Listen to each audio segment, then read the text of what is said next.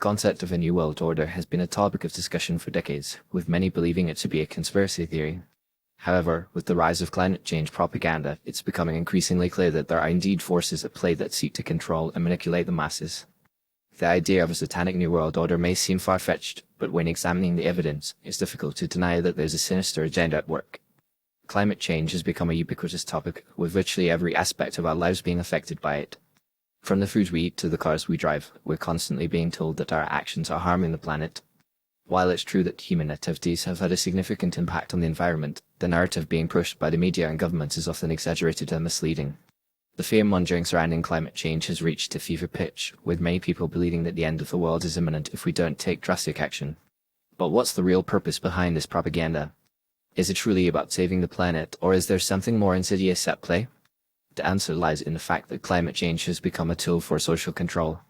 By creating a sense of urgency and panic, governments and corporations can implement policies and laws that would otherwise be unacceptable. The carbon tax, for example, is a perfect illustration of this. By taxing individuals and businesses for their carbon emissions, governments can raise revenue while also controlling people's behavior. The Satanic New World Order is using climate change propaganda to oppress us in several ways. Firstly, it's creating a culture of fear and anxiety, which makes people more susceptible to manipulation.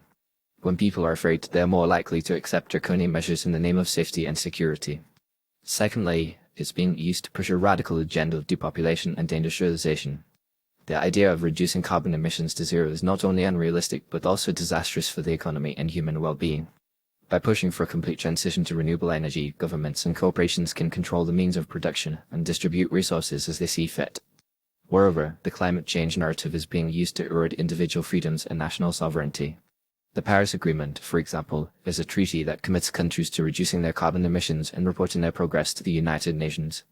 This creates a system of global governance where nations are beholden to a higher authority. The loss of sovereignty is a key aspect of the New World Order, as it allows for the creation of a one-world government that can impose its will on all nations. The role of the media in perpetuating this propaganda cannot be overstated. The mainstream media is largely controlled by a small group of powerful corporations and individuals who use their platforms to shape public opinion and push their agendas. The constant barrage of climate change propaganda in the media creates a sense of inevitability, making people believe that the fate of the world is sealed if we don't take action. This is a classic example of psychological manipulation, where the media uses fear and anxiety to control people's thoughts and actions. In conclusion, the Satanic New World Order is using climate change propaganda to oppress us by creating a culture of fear, pushing their radical agenda of depopulation and industrialization, eroding individual freedoms and national sovereignty, and manipulating public opinion through the media. It's essential to be aware of this agenda and to think critically about the information we're being fed. By doing so, we can resist the forces of oppression and create a better future for ourselves and our children. The truth is out there, and it's up to us to seek it out and expose the lies and deception that are being used to control us.